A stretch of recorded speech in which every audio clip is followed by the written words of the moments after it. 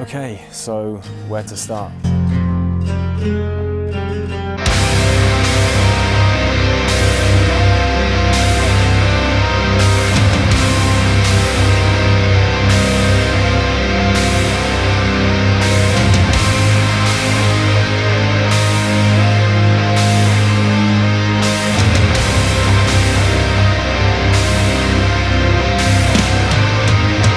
I guess if we're going to talk about the origins of the album that would become Connection Lost, we can begin at the tail end of the self-titled EP that we put out. That EP itself was released with 5 tracks on it, but it was part of a much larger body of work that we had available to us at the time. Cole had just moved to vocals, so we had a new lineup and we were really eager to get new material out there. So we decided to concentrate on 4 or 5 songs that worked really cohesively together and put that out, which we did, and the EP is great and we're all really, really proud of it. But as soon as basically the recording sessions had ended for that, we jumped straight into writing new material even before the EP was released and definitely straight after it came out. We had a lot of success with that, good reviews, really good feedback, and people liked it, I think, a lot more than the first EP. It opened a lot of doors for us as well. We did support Sacred Reich, Broken Hope, so a couple of quite big bands there. Made a lot of new sort of relationships with other Scottish bands and stuff that we've played with a bunch of times because of it, and ultimately it led to us doing the European tour because I think we found more confidence in ourselves as a band. There was probably 5 or 6 songs sitting towards being done. I suppose lyrics done, riffs there, all that, and they were sounding great. And I suggested to the guys that we maybe should try and put an album together. I think there was a wee bit of resistance to it. It's quite a lot of work, it's quite an undertaking, but I felt we would get more of an opportunity to really try to express ourselves in different ways, try to experiment and whatnot. Really have a bit of fun to try and explore different avenues. We'd already done 2 EPs, so it felt like a pretty natural progression to go from EPs to doing an album, and especially because of the fact that with writing, we were sort of firing on all cylinders with getting a lot written pretty quickly, to be honest, even if it was done in sort of stages because other things came up. We were able to get quite a lot done really quickly, so we were just amassing all this material. So 12-track album rather than another 5-track EP felt way more natural. Once we started writing for the next release, we kind of realised there was a bunch of stuff left over, that we had 3/4 finished songs from the EP, plus a whole load of new ideas, and we discussed doing another EP, but we didn't really think an EP was going to give us the opportunity to show off everything we had, and there was enough material we liked that we felt strongly about that we really wanted to put something a bit longer together this time, so a full length just made sense.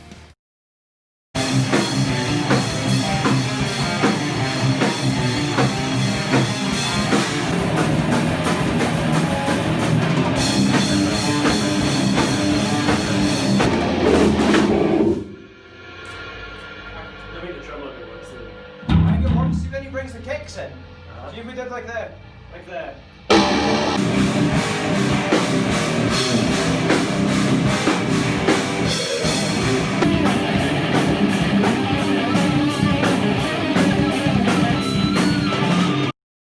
In terms of the writing process this time, we had a bunch of stuff left over from sort of the previous EP. Not left over deliberately left out, but just stuff that we hadn't quite finished in time or weren't quite sure where to go with. So, for example, the song Reborn, that was like 3/4, maybe 7/8 finished, and we kind of resurrected it, made it Reborn for the album. We basically continued on from what we did on the self-titled EP, in that I wrote songs individually and Drew wrote songs individually. Of course, we would bring them together, work on them in the rehearsal space and make changes where necessary. But those songs did make up the bulk of the material that would end up on Connection Lost. Sort of maintained the same cycle since the start of the band, but just sort of getting more cohesive and more refined as we go on. So it still operates in a stage or in a manner where Drew or Sean will send me the guitar tracks for new song that they've written. I'll listen through it. I'll be told any particular drum ideas that they've got that, like when they were writing, like Start, Adjust, Turn Back, it was Drew that heard the 16th note hi-hat thing, and I never would have heard that. listening to it myself. So I'll get input like that before I start. Sean wrote a bunch of stuff this time, more or less in its entirety, and I wrote a couple in their entirety as well, kind of brought them in as already finished songs.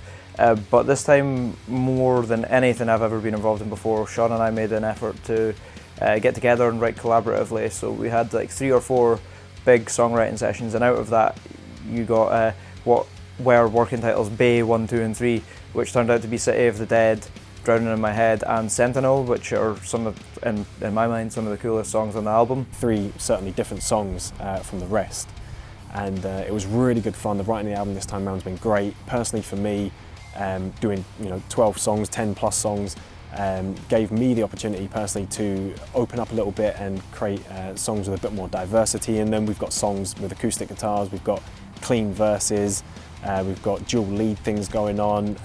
Vocal wise, we've got a lot happening. A lot of the time when writing lyrics, I will look around the world at things that are annoying me, and largely that's what I tend to end up writing about.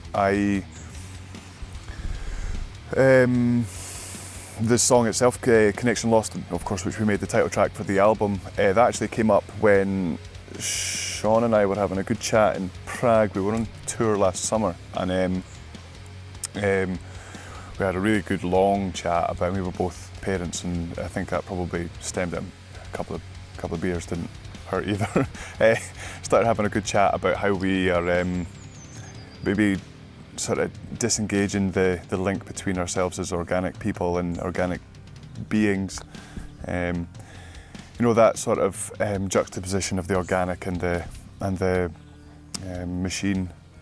So I write a lot of songs about the environment. I write a lot of songs about how people are horrible to each other. I write a lot of songs about the impersonal nature of social media, that kind of stuff. Selfishness, greed, that kind of positive things. We worked together a lot more and kind of pushed each other writing-wise to, take the ideas and refine them a few times before settling that the project was finished, make the songs as best as it could be. When it comes to 12 tracks, it really gives you the opportunity to be able to put more of your personality into them, and I think we've really achieved that really well. All members of the band, I think we've really put our all into this, and it does show on the final product.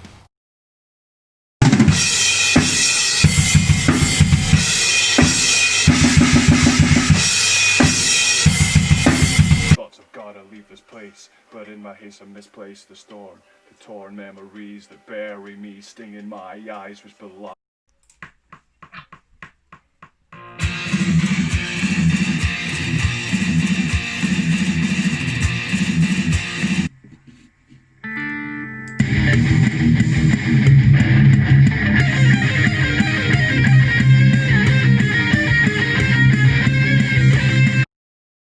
Recording wise this time round, we made quite a few mistakes. The self-titled EP was tracked in a way that we would do drums at the studio, and then guitars and basses and vocals would be done at Drew's place. And that worked really well. We would send the stems off to Mendel, he would mix them, and of course the EP sounds amazing. So we were really happy with that, and obviously confident in the process that we had. When you're putting an album together, there's a lot more material to record basically, which takes a lot more time. The album's a much more ambitious project, much longer, and a lot more going on there.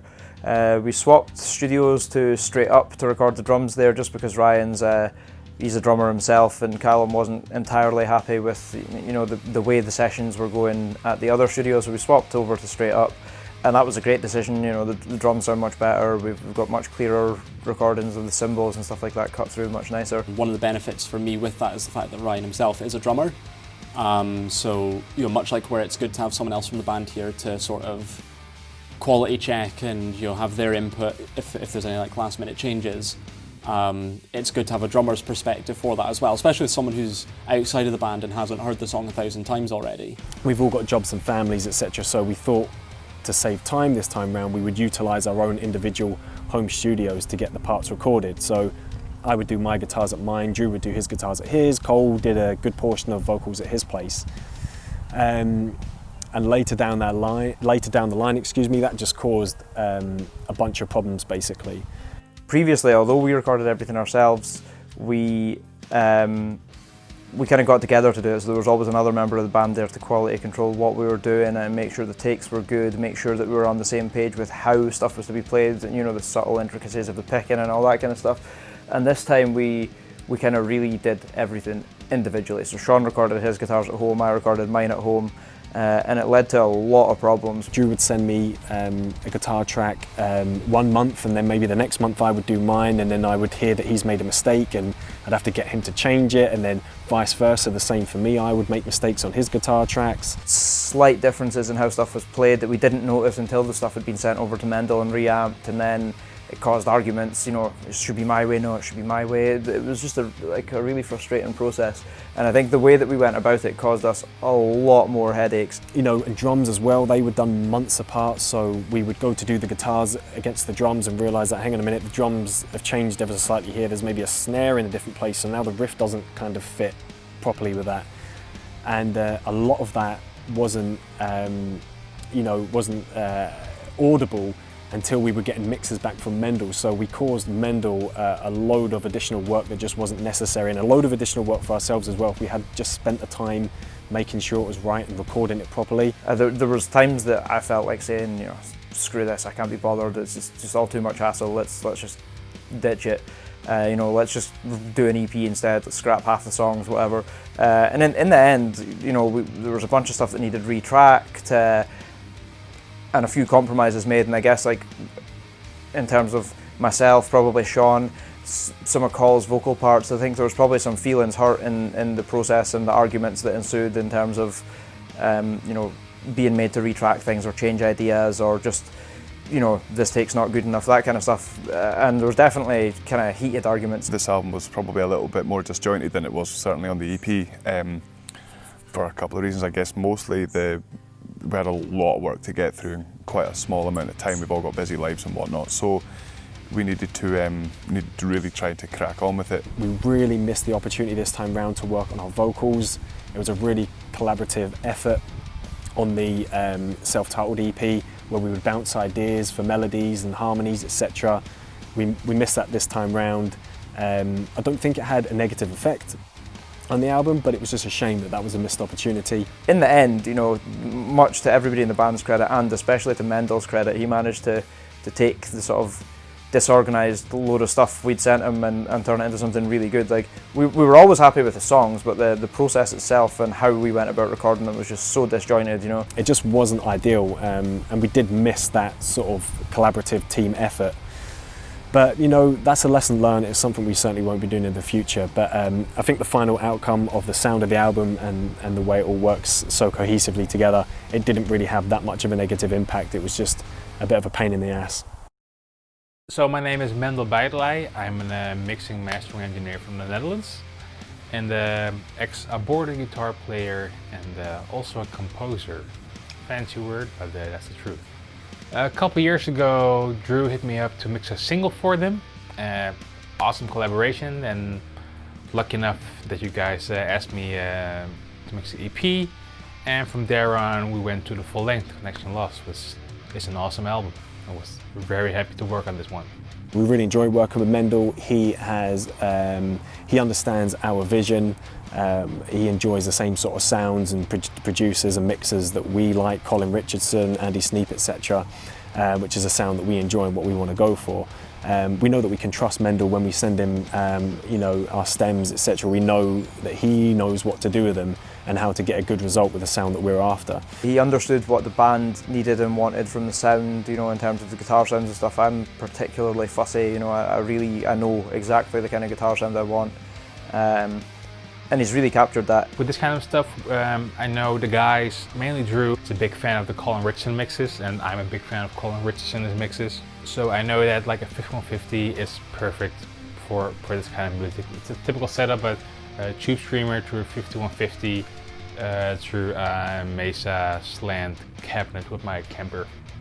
I profiled that chain with a couple of friends of mine years ago, and those tones still hold up till this day. and I think working with him has helped push the sound a bit to the next level. You know, this time around he's added a bunch of strings, just a few suggestions here and there in terms of like the songwriting process and how we could tweak maybe some of the arrangements and stuff, just to make the songs a little better. Feedback was really clear. That's the most important thing for me, that the band has a certain vision. Like on tone-wise, we went back and forth because I know the guitar players are really picky about tones. As am I, as is every guitar player, I think. So the process went very smooth, to be honest, not really a struggle. You know, we messed up so much in the recording process. There were so many little problems that had to be fixed, and some of them weren't highlighted until Mendel had mixed the songs. So he was sending mixes back, and the mixes were great, but we were having to fix them because we'd made so many mistakes ourselves. Only small mistakes, just you know, nothing major. But you know, the inconsistencies were there, and we had to sort them. So poor Mendel had to spend more time doing it, but we do appreciate, obviously, everything that he's done for us, and the mix is just fucking amazing. The sound of this album certainly exceeds expectations. With drum sound on the album, I knew that I wanted something a bit different from what we'd done previously.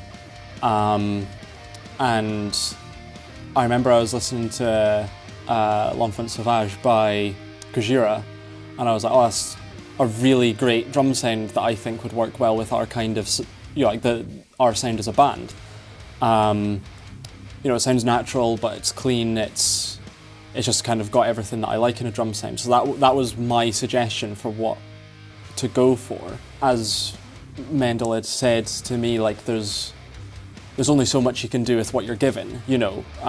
Like Gojira's album would have been recorded in this big, amazing studio with this incredible drum kit. Obviously, that's not what he had access to from us. Sometimes it can be difficult to have like a big drum sound when drums are not like recorded in a, like, would say per se in a big studio, but like with good mics, good mic preamps. Sometimes can be a challenge, but I'm really happy with the end result. The drum sound did change a bit from what I was originally wanting to go for, but I think the drum sound fits really well in with the album. It's more akin to what I want from what we had on previous records, so it is evolving in a direction that I'm happy with, and I think the band are happy with as well. And I think, you know, much like with the best drum parts that I've written for a release, I think it's probably got the best drum sound that we've had. The songs are more balanced in my opinion, like structure-wise. There's more groovy parts in my opinion that I really like, and the only thing that's missing for the next album is 210 BPM thrash beats. I think the mix is by far the best mix we've ever had, and especially, you know, like I say, the recording process was super disjointed and stuff was recorded in different places, different times, loads of different guitars, different interfaces, and it really, we didn't record it in an ideal way. So for Mendel to have turned it around and put together something that sounds so professional and so big, you know, all credit where credit's due.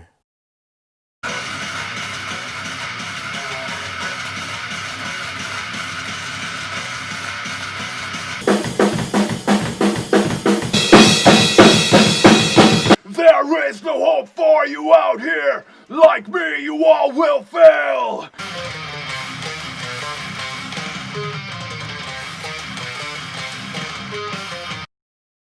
I couldn't be any more proud of the four of us for the performances on this album and what we've all individually brought to the table.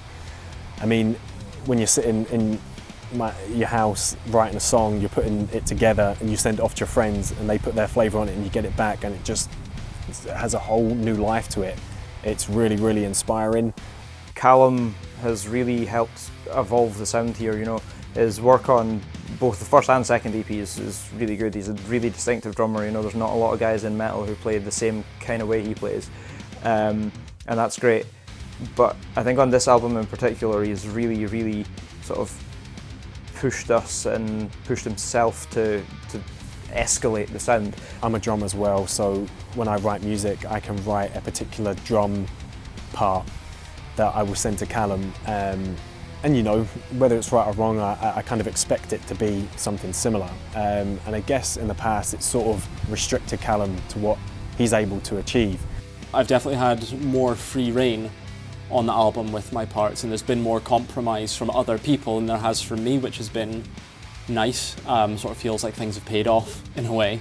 Songs like Sentinel, like during the verses, there's some like just awesome cymbal work. You know, lots of chokes, lots of cymbal accents and stuff, and it really makes like the groove and the bounce of the verses there pop. And when Sean and I wrote the kind of rough demo drums for it, we just had a really simple, you know, a dum ga, and it was cool. But Callum's really escalated the song. There's a lot more diversity, you know, like you can include more and you can be more risky and more adventurous when you've got 12 songs to play with instead of, you know, only 4 or 5. So I think the fact that, you know, like there's more songs with clean sections, with like acoustic guitars even, and even just more diversity within the style that we're going for, really opened up my playing quite a lot. He's got a really good bag of tricks, I guess you could say, and his, you know, the parts that he's come up with on this album have really, for me, brought it to life. During the writing process, Col was coming up with all these really grand ideas, you know, layers and layers of vocals, really complicated phrasings compared to anything we'd done before. Just really difficult stuff that was going to challenge him and challenge myself and Sean to do the backing vocals and stuff. The way that we use different vocalists is quite strong. It's one of the things that we do quite well, and that means when I'm coming up with vocal parts, I try to take that on board. Sean's got a good singing voice. Drew's heavies are meaty as anything. So, as well as I like to think I've got a few different voices too. So I like to try to incorporate that into my writing. It's nice to know that I can rely on a harmony with Sean. It's nice to know that if I want a bit girthy vocals in the background, I can say, well, Drew can back that bit up.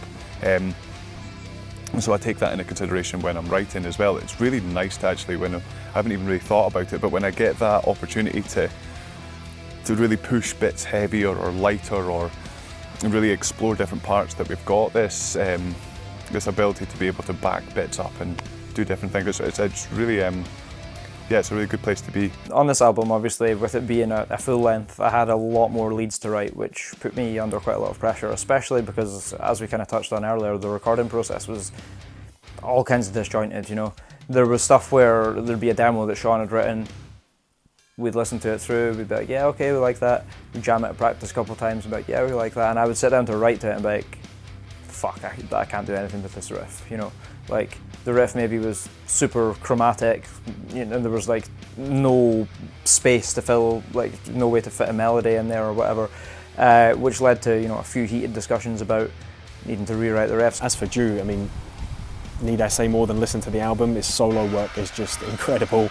I'm, you know, so proud of him, of what he's managed to do. He had so much material, so many songs that he had to write solos for. I know he certainly it started to get on top of him a lot throughout the process of recording, but he really knocked it out of the park. His performances are superb.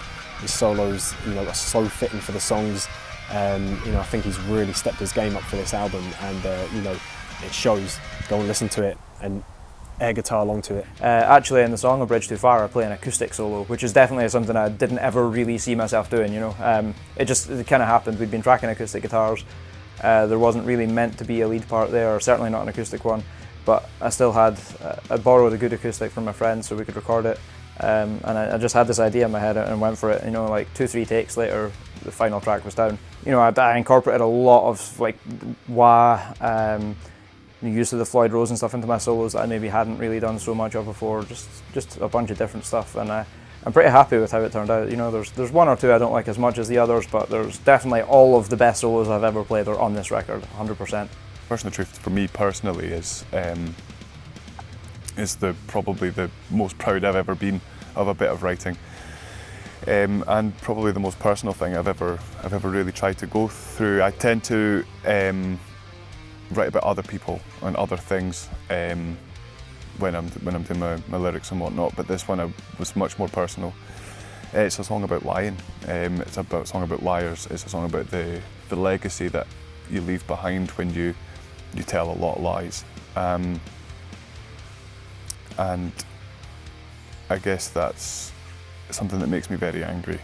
And I have had notable people telling notable lies in the past, and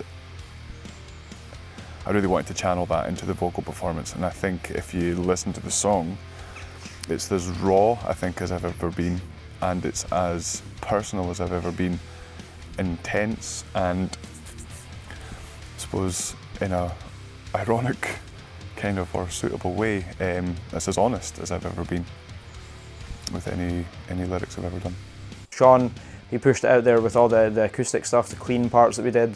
You know, the previous EP had clean stuff on it, but it was nothing too involved. This time we've got huge, you know, grand acoustic intros and acoustic sections, big middle parts. It's really like everything you kind of know and love about the Catalysis sound, and everything we know and love about the Catalysis sound from the previous 2 EPs, sort of turned up to 11. I love writing songs, I love writing a good chunky riff, I love writing a really hooky chorus, and that was my goal this time round. I wanted to create a lot more diversity in our sound. I wanted to bring to the table songs and parts that we hadn't really you know, touched on before. There's not many repeat parts between the songs, there's not really anything that sounds too similar. And you know, when you're trying to put an album together, that's a really hard thing to do, but I think we've achieved it, and you know, as I've said before, I'm just so proud of what we've managed to do as a band.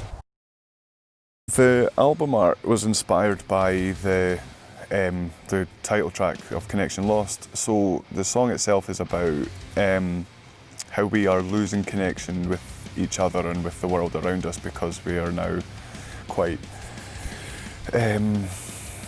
we're tied into this, the media, tied into our phones and tablets and what have you. And I wanted to see about getting a cover that really encapsulated that, really told that story in an image. I think that's absolutely the case. The artwork is killer. Like we had a rough idea. We handed over the world's shittest sketch to the guy. The artist, we sent him a piece of shit drawing and said, do us something like that, and here's a basic idea of what it was. It was an artist we'd never worked with before, but he also knocked it out of the park. I mean, really, it's about how our children are being pulled away from the organic and from the natural by technology. It's a terrifying thing. It really is. I look around me all the time and it absolutely petrifies me. And that's what I wanted to get across in the album art, and I think that's more or less what's happened.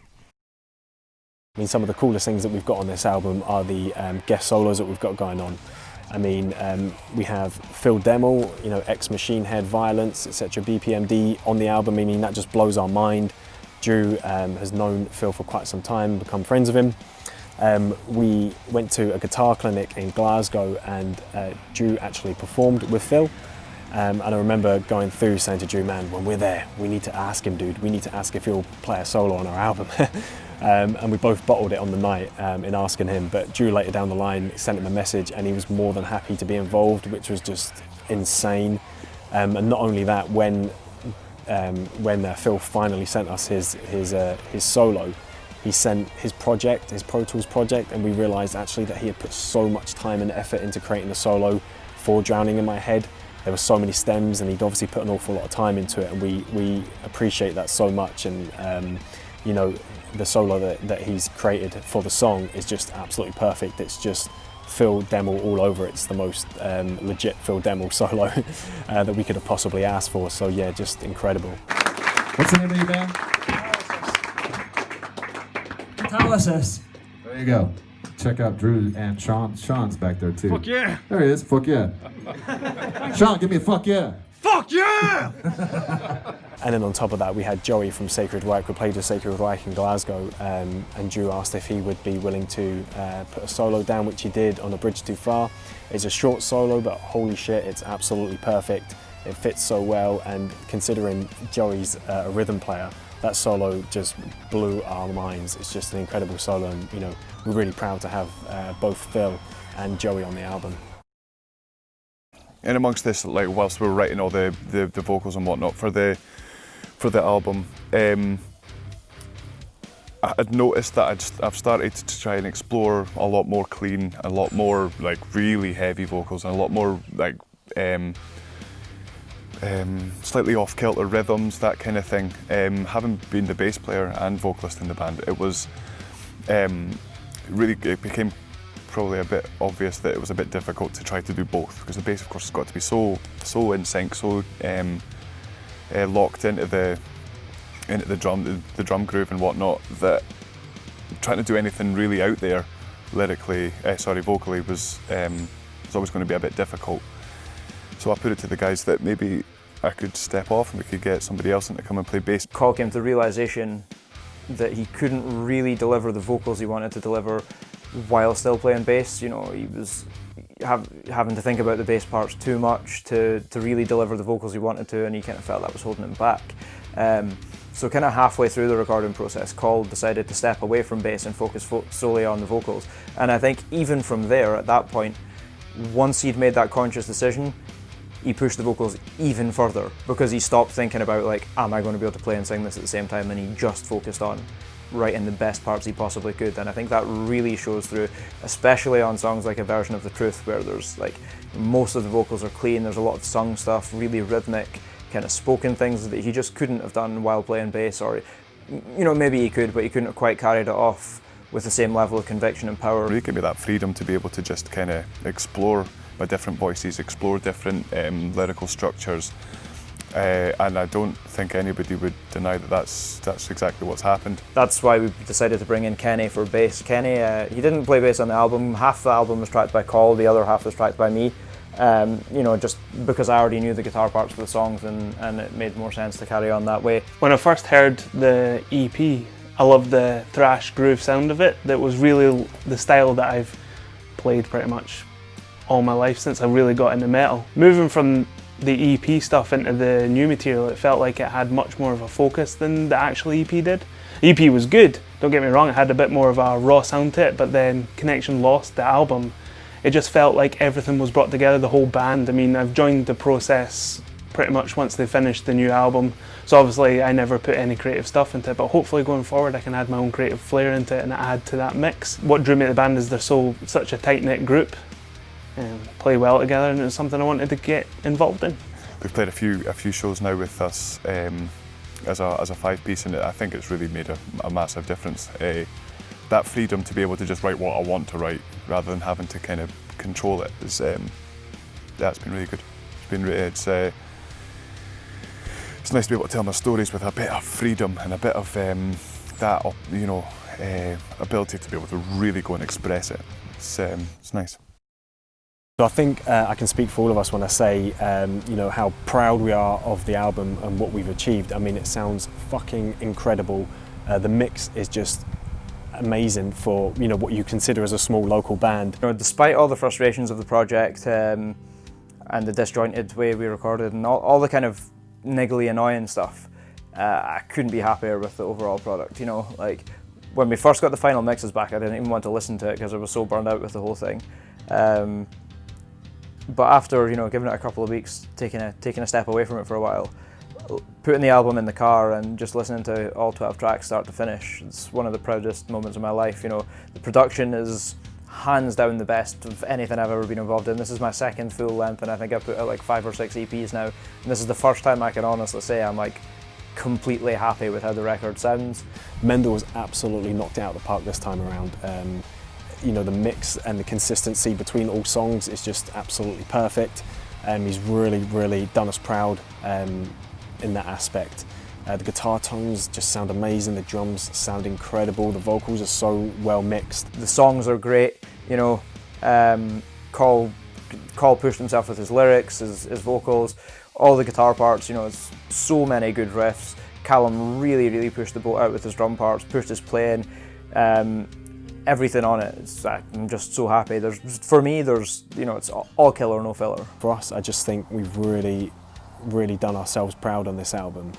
You know, I just think it couldn't have turned out any better than what we could have hoped for. So, need to basically just start writing the next one now.